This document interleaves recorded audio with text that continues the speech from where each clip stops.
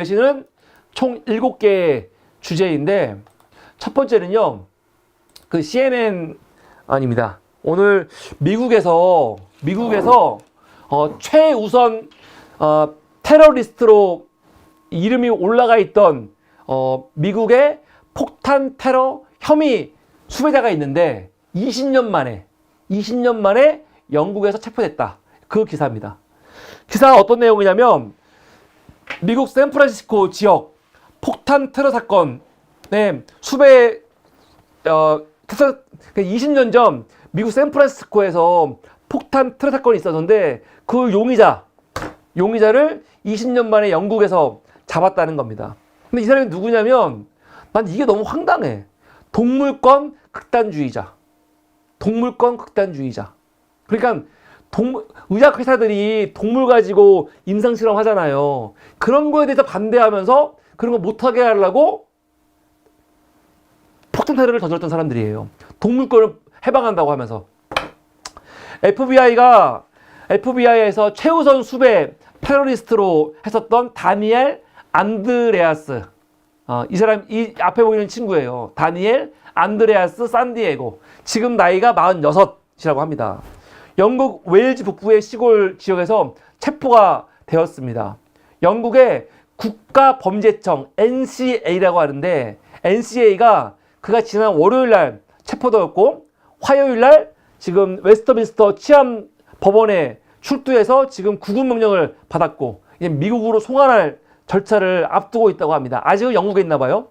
산디에고는 2003년 8월 28일 새벽에 캘리포니아 에머리빌에 생명공학 회사가 있대요, 하나. 거기서 2차례 폭탄을 설치해갖고 폭발시킨 혐의가 있다고 합니다. 또 그로부터 한 달 뒤에는 그 프레젠틀에 있는 영양 제품 회사에서도, 그때는 막 못이 박힌 폭탄들, 터지면 못 터지는 거, 딱 터지면은 못 막 나가는 거 있잖아. 진짜 위험한 거죠, 이거는요. 다행히 이것 때문에 뭐 살상 죽은 사람은 없대요. 근데 얼마나 위험합니까? 터지면 못이 막 발사돼가지고 사람 다치게 하는 건데, 그런 폭탄을 했다는 거지. 그럼 황당한 거예요, 도대체. 왜 그러냐? 그 회사들이 동물을 가지고 임상실험 하는 회사라고. 그래서 했다는 거 아닙니까? 황당해요, 진짜. 그 폭탄 공격은 어떤 조직이 한 거냐? 혁명세포 동물해방여단이라고. 황당하죠. 자, 앞에 보이면 미국에서는 이런 시위 많이 하나 봐요. 동물들의 해방을 위한 시위를 많이 하나 봐. 난 좀 이해가 안 되는데. 동물을 뭐 좋아하고 사랑하는 건 이해가 되지만, 동물 해방을 위해서 이렇게 폭탄 테러를 한다? 정말 이해할 수가 없어요. 이 단체가 자신들의 소행이라고 이미 주장을 했고, 이들은 아까 말한 것처럼 해당 회사들이 동물 실험으로 유명했던 헌팅던 생물과학과 관련이 있다면서 공격 이유를 밝힌 바 있습니다. 샌디에고는 FBI의 감시를 받고 있었는데, 2010년 10월에 샌프란시스코에서 차를 주차한 뒤 지하철역으로 들어가면서 그때부터 놓친 거죠. 그 이후 20년간 전 세계에서 목격 제보가 잇따랐는데, 매사추세츠와 하와이 등지에서도 수사가 진행이 됐다고 합니다. FBI는 2009년 그를 국내 테러 혐의에서 가장 최우선 테러리스트로 목록에 올렸고요. 그러면서 25만 달러의 현상금도 걸었다고 합니다. 산디에고는 컴퓨터 네트워크 전문가로 일했고, 뛰어난 그 선원으로 알려져 있대요. 또 권총을 가지고 있는 걸로 또 의심이 되었다고 합니다. 이번 체포는 웨일즈 코니 지역 숲 인근의 한 주거지에서 이루어졌고, 자세한 내용은 지금 NCA가 공개하지 않고 있습니다. 이번에 FBI 국장 크리스토퍼 레일은 뭐라고 했냐면, 20년이 지나도 법망을 피할 수 없음을 보여준 사례라면서, 미국은 이런 폭력에 대해서 절대로 용납하지 않고 끝까지 추적해서 끝까지 다룬다는 걸 보여준 사례라고 합니다. 뭐 그렇다고 합니다. 이게 오늘 CNN에서 나와가지고 보도를 했고요.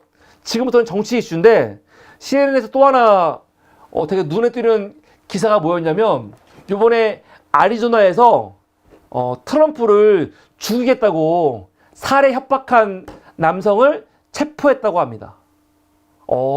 금년에 트럼프와 관련된 암살 시도가 2번 있었는데 이번에 또 트럼프를 죽이겠다고 자기 페이스북에 총 들고 막 광고했던 사람이 있는데 그 사람 체포했다는 거죠. 기사 내용을 볼까요? 아리조나주에서 한 남성이 트럼프와 그 가족들을 살해하겠다고 위협한 혐의로 체포되었다고 지금 보도가 나왔습니다. 법원 문서에 따르면 이 남성은 페이스북에 AR-15이라는 그 총이 있거든요. 이게 그 총기 난사사고 때 많이 쓰는 소총이 있어요. AR-15. 그 소총을 들고 위협하는 영상을 올렸대요. 이름은 마누엘 타마요 토레스. 그 사람이 지금 대통령 협박한 중범죄 혐의를 받고 있다고 합니다. 문서에는 그가 트럼프와 그의 가족들을 여러 차례 위협했다고 명시되어 있습니다. 법원 문서에서 트럼프의 이름은 직접 언급이 안 되는데 뭐라고 언급하냐? individual first로 지칭을 한대요. 이게 뭐냐면 대통령이나 그냥 전 대통령, 현 대통령을 가리킬 때 individual first라고 가리키나 봐요. 그러면서 내가 페이스북에 내가 너를 죽일 것이다. 내 아들도 죽일 것이다. 내 가족 전부 죽일 것이다. 이게 너의 현실이다. 내 미래는 죽음밖에 없다. 뭐 그런 위협적인 발언을 했다는 거죠. 법원 문서에 따르면 이달 초 올린 영상에도 트럼프를 쏘겠다고 협박을 했고 30발들이 탄창에 삽입된 흰색 AR-15 스타일의 소총을 들고 있는 모습이 뭐 나왔다고 하네요. 이 오늘 공개된 이 법원 문서에 따르면 아까 타마요 토레스는 작년에 애리조나주 피닉스에서 총기를 구매하려고 시도했고 연방 양식에 허위로 정보를 기재한 혐의도 있다고 합니다. 아직 그 타마요 토레스가 변호인을 선임했는지 법원 기록은 없고 더 자세한 내용은 아마 시간이 좀 지나봐야 나올 것 같은데 글쎄요. 이렇게 미국이라는 나라가 위험한 나라고 총기 갖고 있을 수 있는데 아니 살해하려는 사람이 페이스북에 죽이겠다고 협박할까요? 이렇게 참 이상해. 하여간 뭐 이런 사건이 있었습니다. 근데 오늘 진짜 웃긴 건 이거예요. 트럼프가 지금 국무위원들 지명하고 있지 않습니까? 근데 지금 그 지명자들 관련해서 논란이 많잖아요. 요번에 법무부 장관 지명했던 사람은 결국 그 뭡니까? 미성년자 그 성관계 뭐 의혹 문제 때문에 결국 옷 벗었지요? 그리고 국방부 장관은 폭스뉴스 진행자 안 쳤지요? 그럼 문제가 많은데 오늘 대박이에요. 나는 오늘 진짜 웃겨. 오늘 국방부의 거의 2인자라고 할 수 있대. 2인자. 해군 장관으로 누구를 앉혔냐? 오늘 기사예요. 금융인, 그냥 사업가이고 기부자. 트럼프한테 돈 많이 기부했나 봐요. 기부한 존 필런. 존 필런이라는 사람을 해군 장관으로 오늘 임명했습니다. 해군 장관으로. 아니 그 폭스뉴스 진행자 있잖아요.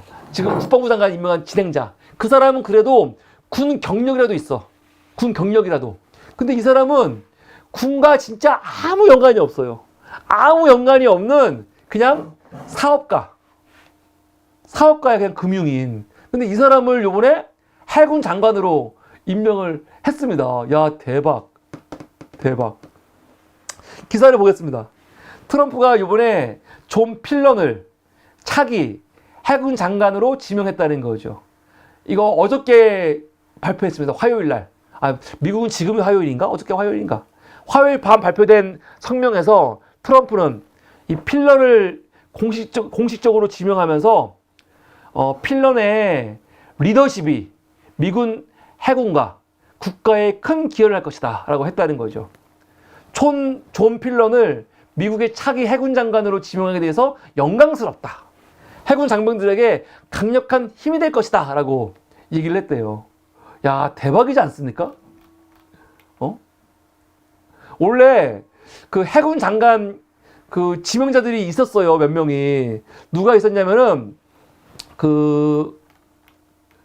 전 해군 비행기사 출신의 하원 의원이었던 마이크 가르시아 같은 사람들. 그리고 론니 잭슨 같은 사람들이 있었는데 이거 다 물리치고 군과 아무 관계 없는 사업가를 임명한 거죠. 이 필러는 민간 투자 회사 러거 매니지먼트의 대표래요.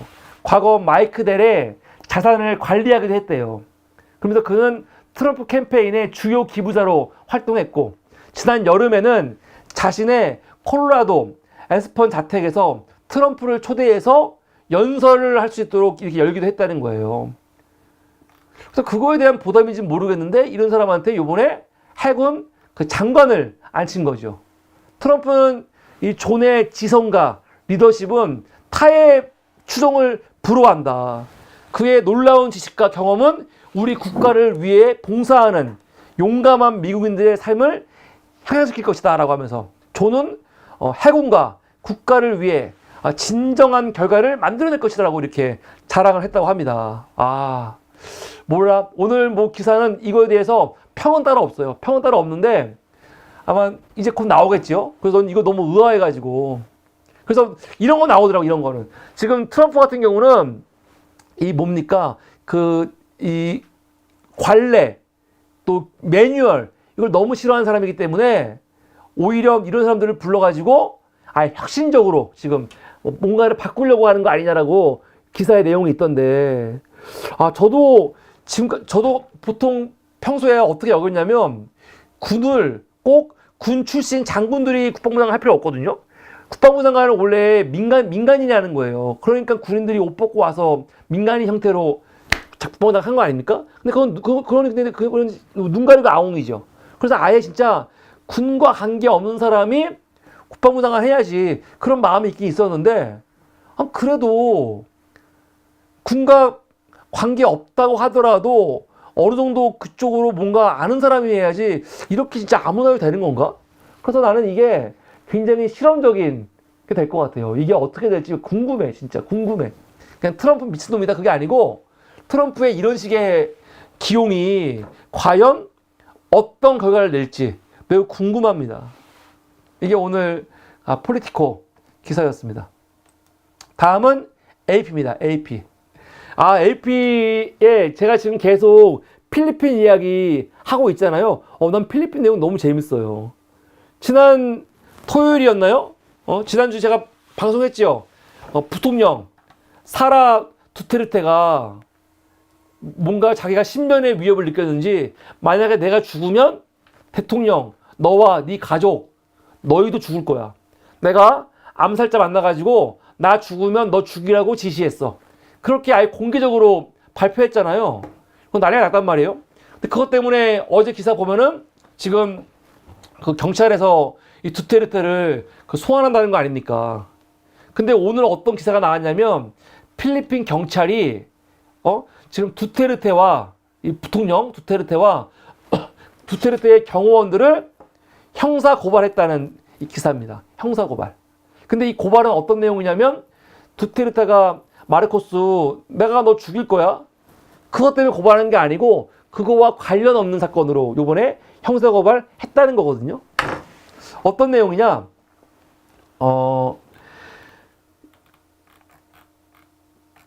기사를 보겠습니다.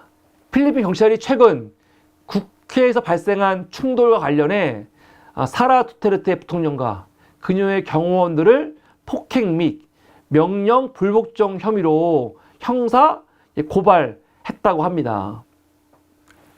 지금 이 형사 고발은 최근 불거진 그 암살 관련된 내용과는 관계없는 내용이라는 거죠. 그럼 어떤 내용 때문에 이번에 이렇게 고발을 했냐면 지난 주말에 하원에서 발생했던 그 충돌이 있었대요. 사라 두테르테의 비서실장이 누구냐면 줄레이카 로페즈라는 사람인데 하원이 그 로페즈에 대해서 그 조사를 실시하려고 했는데 협조하지 않은 거죠. 그러면서 그때 하원의 지시로 이 로페즈를 잡으려고 하니까 그때 부통령과 부통령의 경호원들이 그걸 막았다는 거예요. 못하게. 그래서 이게 충돌이 있었다는 거죠. 그러면서 이 로페즈 같은 경우는 지금 이 뭡니까? 우리 교도소로 가야 되는데 하원에서 구금하라고 지시했고, 그래서 로페즈가 여성 교도소로 가야 되는데 그거를 부통령과 경호팀이 개입해가지고 막았고, 그러면서 충돌이 벌어졌다. 근데 그 문제로 요번에 경찰이 그 두테르테와 그리고 그 경호원들을 형사고발 한다는 내용입니다. 이거 재밌지요, 근데 이게 아니 물론 이 사건과 두테르테가 암살 발언한 건 별개이지만 이게 별개로 안 보이죠. 별개로 안 보입니다. 실제로 마르코스도 지금 부통령이 나 죽이겠다고 위협한 거는 범죄적 음모라고 규정을 했고 법치주의를 수호하겠다라고 다짐을 했거든요. 그러면서 이번에 경찰이 나서가지고 그거 관계없는 사건 가지고 이번에 고발한 거거든요. 그래서 아마 이번에 크게 한번 이 두테르테 가문과 마르코스 가문이 정말 크게 한번 붙을 것 같습니다. 근데 지금 이런 와중에 그 사라의 아버지 전 대통령 두테르테 있죠. 두테르테가 어떤 발언을 했냐면 지금 이 혼란을 해결할 수 있는 거는 군밖에 없다. 그래서 지금 듣기에 따라서는요, 군의 쿠데타를 지금 적용하고 있다는 의혹을 받고 있어요. 그리고 지금 그 아버지도 이번에 조사한다는 거죠. 지금 아버지가 지금 군 쿠데타 촉구하고 있는 거냐 아니냐. 이 통치의 균열을 바로잡을 수 있는 건 군대밖에 없다라고 말했거든요. 그래서 이거 지금 두테르테가 아버지 두테르테, 로드리고 두테르테가 지금 군 쿠데타 지금 계속 부채질하고 있는 거 아니냐라고 해서 그 두테르테도 조사한다는 거죠. 그래서 지금 필리핀 상황은 계속 이렇게 시끄럽게 지금 뭐가 벌어지고 있습니다. 그래서 이게 지금 필리핀 소식이었고요. 그리고 오늘 BBC는요. 야, 이것도 참 그냥 이해가 할 수 없는데 뭐냐면 미국에서 경찰들이 무리하게 막 흑인들 진압하고 해서 문제가 되잖아요. 근데 이번에 호주에서 경찰이 95세의 그 치매 노인이래요. 요양원에서 치매 노인을 그 테이저건으로 쏴갖고 죽였어요. 그 사건입니다. 이게 뭐냐면은 지난 2023년 작년이죠. 5월 17일 날 호주 코마에 위치한 양로원 얌람비 로찌라는 곳이 있는데 거기서 신고가 들어왔습니다. 뭐냐면은 노인 한 분이 치매 환자예요. 95세 치매 환자가 식칼을 들고 지금 요양원을 배회하고 있다. 신고가 들어온 거야. 그래가지고 경찰관들하고 구급대원들 한 5명이 간 거죠. 가갖고 마주쳤는데 할머니가 칼 들고 배회했대. 그리고 어떤 사람한테는 던지기도 했대. 근데 문제는 던지기 했는데 그 던지는 게 막 힘있게 확 던지는 게 아니고 힘도 없어 할머니가. 영상이 있거든요. 영상을 보면은 보행기 가지고 그냥 겨우겨우 걸어가는 사람이거든. 그런 사람이 칼을 어떻게 뭐 떨어뜨리든지 했겠지. 그래서 그 당시 앞에 있던 사람도 나 그거 위협을 느끼지 않았어 그랬거든요. 근데 거기서 그 30대의 경찰 있어. 듯이 큰 크리스티안 화이트라는 경찰이 34살짜리가 할머니한테 칼 놓으세요 하다가 그냥 쏴버린 거예요. 테이저건을. 그거 맞고 쓰러지면서 이제 머리를 부딪혔든지 사망했다는 거죠. 근데 여러분 이게 황당한 게 제가 영상을 보여드릴게요. 영상을 보면은 테이저건 쏘는 건 아니고 경찰들 들어오고 할머니가 보행기 들고 움직이는 장면이 나오거든요. 그러면은 이게 그 할머니가 하나도 위협적이지가 않아요. 집중 한번 봐보세요. 보여드릴게요.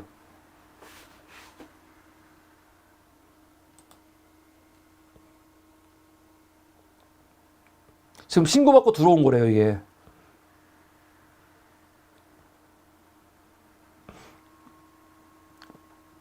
저기 뒤에 할머니 보이죠? 여기 뒤에. 여기 할머니 나오잖아요, 지금 이렇게. 보행기 들고. 보행기 밀고 이렇게 조금씩 걸어오고 있는 거예요, 이렇게. 여기 할머니. 근데 지금 아마 손에 뭐 칼을 들고 있나 보지? 그래서 이 할머니가 칼 들고 자기들한테 접근했다는 거야. 근데 이게 뭐 칼을 들고 막 던진 것도 아니고 빠르게 접근한 것도 아니고 보행기 들고 이렇게 엉금엉금 오는 건데 여기서 위협을 느꼈다는 거야. 위협을 느껴갖고 테이저건으로 쏴가지고 넘어지게 해서 죽였다는 건데 야 이게 참 말이 됩니까? 근데 내가 요번 기사 왜 가져왔냐면 이번 기사가 웃긴 게 이 경찰들은 똘똘 뭉쳐갖고 동료 경찰들이 이거에 대해서 지금 재판하고 있으니까 재판하면서 막 증언하는데 옆에 있던 여자 경찰은 난 생명의 위협을 느꼈다 막 그따위 얘기하고 있고 경찰청장은 그때 이 테이저건 조치는 아주 타당한 조치다라고 말하고 있는 거죠. 근데 요번에 법원에서는 이 경찰을 과실치사로 요번에 판단했다고 합니다. 그런 기사죠. 가족들은 이거에 대해서 감사하다는 성명을 냈고 한 건데, 하여튼간 지금 호주에서도 이렇게 과잉 진압이라고 해야 되나? 그런 문제가 관련된 기사가 나와가지고 하나 가져왔습니다. 근데 왜 이렇게까지 무리하게 할까? 칼 들고 있어도 이 노인이 딱 봐도 힘도 없고 보행기에 의지해서 그냥 엉금엉금 걷고 있는 노인인데 이거를 이렇게까지 했어야 하나? 참 이해가 안 돼요. 오늘 중요한 기사 2개 더 있습니다. 이 2개가 아까 미국과 관련된 건데, 미국이 이번에 이 트럼프가 취임하자마자 보편관세 10% 올리고, 그리고 중국한테 10% 이상 올리고 멕시코에 25% 올린다고 했잖아요. 근데 이거에 대해서 지금 멕시코 열받았죠. 멕시코의 대통령 클라우디아 쉐인바움, 그때 한번 사무리에서 방송도 했습니다. 요번에 당선됐죠? 인기 많아요. 인기 많고 지금 멕시코에 대한 그 사법개혁 일으키려고 하고 있죠. 그래서 지금 멕시코가 사법부, 판사들이 카르텔이 심한가 봐요. 근데 지금 판사와의 싸움을 막 밀어붙이고 있는 사람이거든요. 그런데 요번에 이 쉐인바움도 지금 아주 트럼프의 반응에 대해서 굉장히 세게 말하고 있죠. 그래? 그러면 우리도 맞대응하겠어. 얘기하고 있습니다. 기사를 보면 멕시코의 클라우디아 쉐인바움 대통령이 트럼프의 멕시코의 높은 관세 부과에 따른 위협에 대해서 강하게 비판하고 있다는 내용입니다. 멕시코 역시 맞대응 관세를 도입하겠다는 거죠. 쉐인바움은 트럼프의 계획이 미국 국경으로 유입되는 마약과 이민자 문제를 해결하지 못한다는 거예요. 그리고 관세는 결국 양국 모두에게 인플레이션과 일자리 손실을 초래할 거라는 거죠. 지금 트럼프 네가 그렇게 하는 게, 왜냐면 관세를 올리면요, 여러분 관세를 올리면 미국에게 무조건 좋은 겁니까? 그렇지 않죠. 관세를 올린 만큼 어떻게 돼요? 캐나다 멕시코 같은 경우는요, 관세 올리면은 어떻게 될까요? 그냥 예를 들어서 지금 미국에 팔리고 있는 멕시코 물건이 있어. 물건이 있단 말이에요. 한 10달러에 팔린다고 했죠. 10달러에 팔리고 있는 물건이 있는데 거기에 관세를 높이 올려. 그럼 멕시코에서 그 가격을 그대로 그냥 팔까요? 아니죠. 관세 올리는 만큼 가격이 올라가는 거예요. 올라가는 거라고. 근데 올라가면 소비자들이 안 사겠지. 안 사겠죠. 그런 위험이 있는 건데, 문제는 소비자들도 사면은 어떻게 됩니까? 비싸게 사는 거거든요. 관세 올리는 게 반드시 관세 올리는 나라한테 유리한 게 아니에요.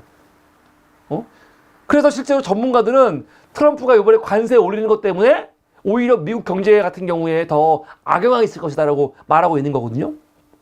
그래서 지금 이 쉐인바움이 훨씬 합리적이야. 뭐라고 하냐? 이번에 너희랑 우리랑 관세로 전쟁이 나면은 양국 모두가 경제 협력에서 위험에 빠질 것이다. 인플레 발생할 거다. 라고 말하고 있는 거죠.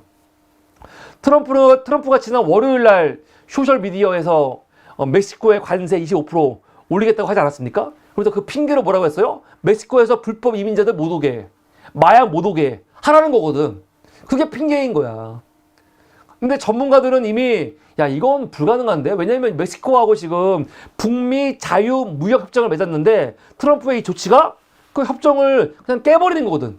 근데 트럼프는 근데 이런 약속이라든가 아니면은 협정 같은 걸 그냥 무시해버리니까 웃긴 거죠. 멕시코의 경제 분석가 말레리아 모이는 뭐라고 하냐? 응? 트럼프가 관료적 절차를 무시하는 경향이 있다고 하면서, 그가 이번에도 아마 이 북미 자유무역 협정 이거 따르지 않을 거라고 언급을 하고 있습니다. 멕시코는 미국의 최대 교역 파트너국이거든요. 미국 전체 무역의 15.8%가 멕시코예요. 그래서 만약에 멕시코에 25%의 관세를 올리잖아요? 그러면 어떻게 되느냐? 향후 10년 동안 미국 경제에 약 1250억 달러의 손실이 발생하고 미국 GDP가 0.5에서 0.74 감소한다는 거죠. 그런 이야기가 지금 있는 겁니다. 그래서 이렇게 관세를 맺히는 게 미국한테 무조건 이익이 아니거든요. 멕시코 수입하는 물품에 관세 올리면 당연히 미국 소비자들이 더 높은 가격으로 그 물건을 사야 되는데, 이거는 트럼프를 지지하는 사람들이 이번에 왜 지지한 거냐면 바이든 정부 들어와갖고 물가 올라가고 인플레 심하고 해서 경제 문제 때문에 트럼프 찍은 건데 아마 더 안 좋아질 수 있다는 거죠. 그래서 멕시코 공공정책 전문가인 비리 리오스라는 사람이 트럼프의 선거 캠페인이 성공할 수 있었던 주요 이유 중 하나가 바이든 정부 말기에 인플레이션 증가였는데 트럼프의 이 관세 정책이 오히려 트럼프의 정치적 위험을 더 유발할 것이다라고 경고하고 있습니다. 트럼프의 그 관세를 가지고 장난치는 거는 그 불을 가지고 노는 거라. 불을 가지고 노는 거. 불 얼마나 위험해요. 불 한번 손대면은 걷잡을 수가 없잖아. 근데 트럼프가 딴 것도 아니고 관세를 가지고 장난치는 거는, 이거는 불을 가지고 노는 거라고 이렇게 이야기를 합니다. 분석가들은 관세가 마약 유입이나 이민 문제를 해결할 가능성이 낮다고 지적을 합니다. 왜냐하면 마약 문제의 핵심은 멕시코 자체라기보다 미국 내 수요에 있다고 하는 거죠. 트럼프의 관세 위협은 단순한 희생자 찾기에 불과하다는 거예요. 트럼프의 계획은 멕시코를 아마 협상 테이블로 이끌어내가지고 이민 및 안보 정책에서 새로운 합의를 도출하려고 하는 그런 의도에서 지금 과감하게 그냥 부르는 거 아니냐라는 해석도 있습니다. 트럼프는 협상 수단으로 항상 위협을 하는데 지금 이렇게 심하게 25%라고 강하게 위협하고 나서 그런 다음에 멕시코한테 뭔가 제안하려고 하는 걸로 보고 있는 거죠. 그런데 우선 셰인바움 대통령은요, 트럼프의 그 관세 전쟁과 관련해 가지고 이거는 모두에게 멕시코와 미국 모두를 위험에 빠뜨리는 것에도 불구하고 미국이 이거를 시행한다면 우리도 강하게 대응하겠다라고 지금 하고 있습니다. 이게 지금 멕시코의 입장이거든요. 그런데 오늘 중국에서도 똑같은 입장이 났어. 똑같은 입장. 중국 정부가 말한 건 아니지만 중국의 관영 매체, 차이나 데일리, 글로벌 타임스 같은 관영 매체가 입장이 나왔거든요. 관영 매체가 입장이 나왔으면 그게 중국 입장이에요. 중국 정부가 가장 강력할 때는 직접 얘기하지만 직접 얘기하지 않고 관영 매체가 입장이 나오면 그게 중국의 입장이라고 봐줄 수 있는 거거든요. 그래서 오늘 기사를 보면 중국의 관영 매체들이 트럼프의 관세 위협에 상호 파괴적 관세 전쟁을 경고했다는 내용입니다. 똑같은 내용이야. 멕시코하고. 멕시코가 야 이러면은 둘 다 손해야. 꼭 해야겠니? 그런데 네가 하겠다면 우리도 피하지 않겠어. 그런 입장인데 중국도 똑같은 얘기를 합니다. 기사에 어떤 내용이냐면 중국 관영 매체가 도널드 트럼프 미국 대통령 당선인이 페타닐 원료 단속 미비를 이유로 중국산 제품에 추가 관세를 부과하겠다는 위협에 대해서 이 조치가 세계 1, 2위 경제 대국을 상호 파괴적인 그 관세 전쟁으로 몰아갈 것이라고 이번에 경고했다고 지금 보도하고 있습니다. 트럼프는 취임 후 첫 조치로 중국산 제품에 현재 관세 플러스 10%를 지금 하겠다는 거 아닙니까? 그 이유가 뭐예요? 중국이 페타닐 같은 치명적인 마약 원료를 지금 통제하지 않고 있다. 너 왜 안 막아? 빨리 막아. 그것 때문에 관세 올리겠다는 거야. 이게 말이 됩니까? 그거랑 관세랑 무슨 상관이야. 그래서 이거 관련해서 지금 중국의 공산당 기관지죠. 차이나 데일리와 글로벌 타임스가 사설을 통해 갖고 이건 트럼프가 억지로 끼워 맞추기라고 지금 비판하면서 관세 전쟁은 결국 양국 누구도 승자가 없는 싸움이다. 경제와 경제 문제를 무역을 정치화하는 것은 안 된다라고 비판하고 있는 거죠. 중국은 미국과의 관제재 정책에 대응할 준비가 되어 있으며 관세 문제로는 마약 단속 문제 해결 안 돼라고 말하고 있습니다. 멕시코와 똑같은 입장이죠. 트럼프의 관세 위협은 중국의 경제성장에 큰 부담을 줄 것은 분명합니다. S&P 글로벌 레이팅스의 루이스 쿠이스 아시아 수석 경제학자는 뭐라고 하냐? 트럼프가 관세 인상을 하면은 현재 14%에서 25%까지 올라가는 거거든요. 그러면 중국 경제 성장률이 2025년 4.1% 예상하고 있는데 2026년에는 3.8%로 이게 둔화될 거라는 거예요. 근데 미국 역시 관세 영향 받는다는 거죠. 미국 제품 가격이 상승해가지고 소비자 물가가 올라갈 거고, 중국과의 무역 전쟁으로 인해서 미국 내 인플레이션이 상승하면 트럼프의 정치적 기반도 악 영향을 미칠 거라는 거예요. 너무 당연한 겁니다. 너무 당연한 거예요. 그러면서 이 CNN은, 아니 로이터는 지금 이 관세 위협의 배경과 전망을 어떻게 하고 있냐면, 트럼프의 관세 위협은 단순한 그 경제 조치가 아니고 중국을 협상 테이블로 끌어내기 위한 전략이다. 똑같아, 아까 멕시코하고. 그래서 트럼프 스타일이 원래 협박한 다음에 협상하는 건데, 지금도 이렇게 협박처럼 관세를 협박한 다음에 중국을 불러가지고 미국의 요구를 수용하게 하려는 거라는 거죠. 근데 중국은 간단한 나라입니까? 이렇게 트럼프가 이렇게 비즈니스 하듯이 하면은 중국이 그냥 네 하겠습니까? 말도 안 되지. 하여간 트럼프는 60% 이상의 관세를 부과할 가능성까지 언급을 했는데, 중국뿐 아니라 멕시코, 캐나다도 25% 관세 부과하지 않았습니까? 그래서 문제는 뭐냐면, 트럼프가 정말 미국 힘 믿고 정말 모든 지금까지 룰, 약속, 협정 다 어기고 이렇게 막무가내로 하는데, 문제는 그 주변국들이 그렇게 트럼프 말처럼 호락호락 하지 않는다는 거죠. 그리고 캐나다도 멕시코도 중국도 호락호락하지 않겠죠. 근데 그럼 이런 거에 대해서 한국도 함께 보조를 맞춰야 되는데, 과연 한국은 어떻게 보조를 맞출까? 윤석열이 과연 더 트럼프를 어떻게 상대할까? 저는 이게 매우 우려스럽습니다. 그리고 오늘 기사는 그 중국 관영 매체가 트럼프의 그 관세 정책이 양국 경제에 미칠 부정적인 영향을 경고하면서 상호 파괴적인 관세 정책을 피하기 위해 국제사회 협력을 강조했다고 합니다. 하여간 트럼프가 당선되고 취임하면은 진짜 여러 가지 문제들이 많을 것 같아요. 근데 그때 사실은 굉장히 중요한, 어떻게 보면 한국은 지금 기회일 수도 있어요. 중국과 미국이 사이가 안 좋잖아요. 그러면 한국이 그 중간에서 이득을 볼 수 있다니까요. 줄타기 하면은 그걸 잘해야 되는 거야, 사실. 근데 병신같이 그걸 윤석열 정부가 할 수 있을까? 거의 기대하기가 힘들지요. 그게 문제인 겁니다.